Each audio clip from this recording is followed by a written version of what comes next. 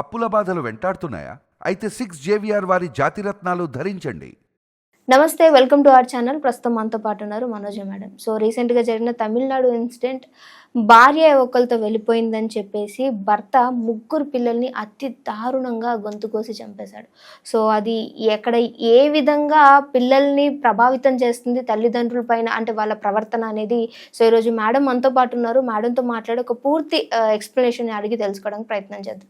నమస్తే మేడం. నమస్తే రేపుకా. మేడం, నాకు చూడంగానే చాలా బాధ అనిపించింది.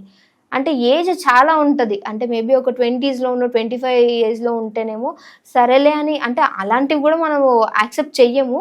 బట్ 40-45 ఇయర్స్ ఉన్న ఆమె ఎవరో నచ్చి వెళ్ళిపోతే ఈరోజు ఆ పిల్లలు బరువు అయిపోయారనో లేదా భార్య మీద కోపంతోనో ఆ భర్త కన్న తండ్రి ముగ్గురు పిల్లల్ని అతి దారుణంగా చంపేశాడు మేడం. సో అసలు ఇప్పుడు సొసైటీలో అన్నీ కూడా ఇవే అక్రమ సంబంధాలు అనుకోవచ్చా? అంటే మాట్లాడేంత పెద్దదని కాదు, కానీ నేను కూడా చాలా వరకు చూశాను నా సర్కిల్లో. అసలు వీటి గురించి చెప్పాలని అంటే మనం అసలు ఏమని మాట్లాడుకోవచ్చు అంటారు మేడం? ఈ తమిళనాడు కేసులో ఇన్స్టాలోనో ఫేస్బుక్లోనో ఎక్కడో పరిచయం అయినాడు ఒక వెధవ. ఆ వెధవ కోసం 6 నెలల క్రితం ఇది ఇంట్లో నుంచి వెళ్ళిపోయింది ఈ అమ్మాయి. వెళ్ళిపోయిన తర్వాత వాడికి 6 నెలలు చూశాడు భార్య తిరిగి వస్తుందేమో అంటే, ఇక్కడ వచ్చినా కూడా నా భార్యని నేను క్షమించాలి, కలిసి ఉండాలనుకున్నాడు. ఎందుకు? ముగ్గురు పిల్లలు ఉన్నారు కాబట్టి. అది కారణం కావచ్చు, లేకపోతే మంచి మనసు, నా భార్య తప్పు చేసినా పర్లేదు నాతో కలిసి ఉంటే చాలు అనుకొని ఉండొచ్చు. చూశాడు 6 నెలలు రాలేదు, ఆడికి తిక్కలేసింది. ఇది రావట్లేదు, ఇదేమో జలసాగా వేరే వాడితో హ్యాపీగా తిరుగుతుంది, బిడ్డలు నా యదానేసిందని చెప్పి అది కన్నా బిడ్డలు నాకెందుకు అనుకున్నాడు ఏమో. ముగ్గురు బిడ్డలు దారుణంగా చంపేశాడు. ఈ తమిళనాడులో జరిగింది. మీరు ప్రతిసారి చెప్తుంటారు చాలా బాధేస్తుంది మేడం, నేను చాలా చూశాను అని. ఇంత చిన్న ఏజ్లో ఇంత తెలుసుకోవడం అనేది కూడా మీకు ఒక ప్లస్ అయినా కూడా ఎంతో మానసికంగా ఎంతో బాధపడే అంశం ఇది. సమాజం ఇంత దారుణంగా ఉందా, రేపు ఫ్యూచర్ ఎలా ఉండబోతుంది అనేటువంటి భయం కూడా మీలాంటి యంగ్స్టర్స్కి కలుగుతుంటుంది. ఇప్పుడు నేను ఈ 2 సంవత్సరాలు అయింది నేను ఇందులోకి వచ్చి, 2.5 సంవత్సరం దగ్గర అవుతుంది. వచ్చినాక చాలా వీడియోస్ అన్నీ కూడా ఇలాంటి కేసులే. నేనేమంటున్నానంటే, మీరు పెళ్లి చేసుకున్నారు, మీ మొగుడు మీకు నచ్చలేదు, వాడి సంపాదన నచ్చలేదు, మీ కోరికలు సావట్లేదు, వెళ్ళిపోతే స్టార్టింగ్లోనే వెళ్ళిపోండి.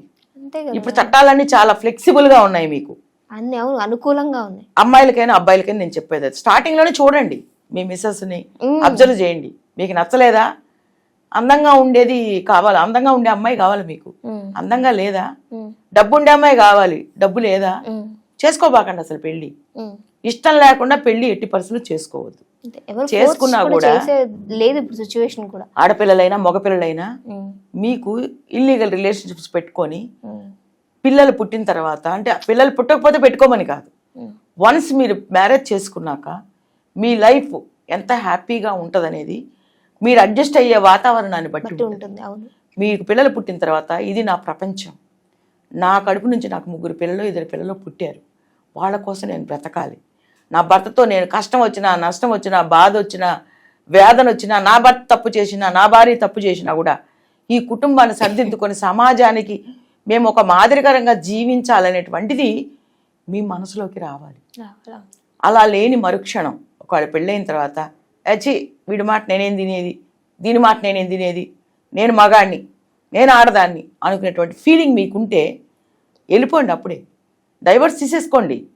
ఇప్పుడు అన్నీ చెప్పా కదా ఇందాకట్లాగా ఫ్లెక్సిబుల్గా ఉన్నాయి, ఏదో ఒక రీజన్ పెట్టి విడిపోండి, అందరినీ విడిపోమ్మనట్లా. నేను ఇట్లా కంపు చేసుకొని కుటుంబంలో బిడ్డలు పుట్టిన తర్వాత బిడ్డలు తల్లి దగ్గర వదిలేసుకుని పోయి మీరు వెళ్ళిపోయింది లేచిపోయింది అనేటువంటి మాట అనిపించుకుని ఆ కుటుంబ గౌరవాన్ని రోడ్డు మీద పడేసేటువంటి హక్కు మీకు లేదు. మీ భర్త వల్ల మీ భార్య వల్ల మీకు ఇబ్బందులు ఉండొచ్చు, నేను కాదనట్లా, భరించలేనంత ఉండొచ్చు. దానికోసం వేరే వాడి దగ్గర ఈ కంఫర్ట్ ఉంటుందని మీరు అనుకోవడం ఉంది చూశారు, పెద్ద పొరపాటు అది.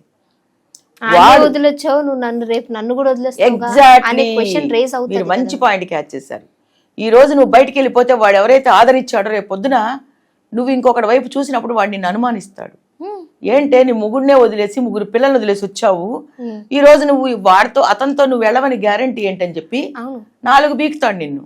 నువ్వు ఏ రోజైనా శుభలగ్నం సినిమా ఏదో ఉంది కదా, శుభలగ్నం కదా ఏదో సినిమాలో వేరే వాడితో వెళ్ళిపోతుంది, మళ్ళీ తిరిగి వచ్చి భర్తనే ఆశ్రయిస్తుంది, ఆ పేరు నాకు గుర్తురాట్లేదు. అంటే అలాంటి సినిమాలు కూడా తీశారనమాట. సో నువ్వు అలా వెళ్ళిపోయి తిరిగి రావాలనుకున్నా కూడా అప్పుడు నువ్వు రాలేవు. అంత ఆదరించేటువంటి మంచి మనసు ఈ అబ్బాయి ఎదురు చూశాడు, 6 నెలలు చూశాడు. నీ మనసు మారుతుందేమో, నీలో ఉన్నటువంటి ఆ యొక్క చాపల్యం చస్తుందేమో అని చూశాడు. నీకు చావలా, నీకు వాడే కావాల్సి వచ్చింది. ఏం చేశాడు? నువ్వు 9 నెలలు నవమాసాలు పెంచి, అంటే నవమాసాలు మోసి కని 4 ఏళ్ళు 5 ఏళ్ళు నువ్వు పెంచిన బిడ్డల్ని ఈరోజు నీ భర్త దారుణంగా చంపేశాడంటే ఆ మరణానికి, ఆ హత్యలకి కారణం నువ్వే, అతను కాదు. అతన్ని ప్రేరేపించిన పరిస్థితులే ఈరోజు నువ్వు హత్య చేసినటువంటి అవుతుంది. నువ్వు హత్య చేసిన కారణం, నువ్వే హత్య చేసావని నిరూపణ అవుద్ది అక్కడ. ఎందుకంటే ఆయన అలా బేసిక్గా ఆయన అలా ఉండకపోయి ఉండొచ్చు. ఈరోజు బిడ్డల్ని చంపాడంటే నువ్వు చేసిన దాష్టికాలు, నువ్వు అతను పెట్టిన బాధలు, ఇంట్లో నుంచి వెళ్ళిపోవడాలు, తిరిగి రాకపోవడాలు, ఇవన్నీ కూడా మగవాడిని తప్పుదోవలో వెళ్ళేలాగా తప్పుదోవ అంటే ఒక హంతకుణ్ణి చేశాయి. కాబట్టి ఆడవాళ్ళందరినీ అనట్లా నేను సంసారం చేసి చక్కగా కష్టం ఉన్నా నిష్టం ఉన్న 4 గోడల మధ్య కన్నీళ్లు పెట్టుకొని సంసారం నిలదొక్కొని సమాజంలో శంషేర్గా తిరిగేటువంటి కుటుంబాలన్నిటికీ కూడా నేను చేతులెత్తి నమస్కారం పెడుతున్నాను. ఆ తల్లుల్ని దేవుడు ఆశీర్వదించాలని నేను కోరుకుంటున్నా.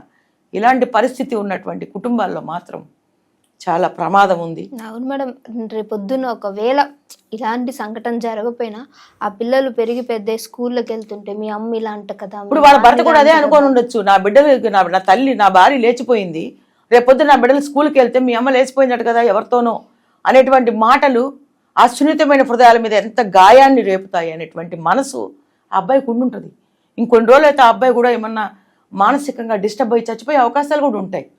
సో ఈ సమయంలో చట్టం ఏ చర్య తీసుకుంటుందో, అసలు వెళ్ళిపోయినటువంటి దోషి, మెయిన్ స్కల్ప్రిట్ తీసుకొచ్చి ఆమెకి ఎలాంటి శిక్ష వేస్తారనేది చట్టమే చెయ్యాలి.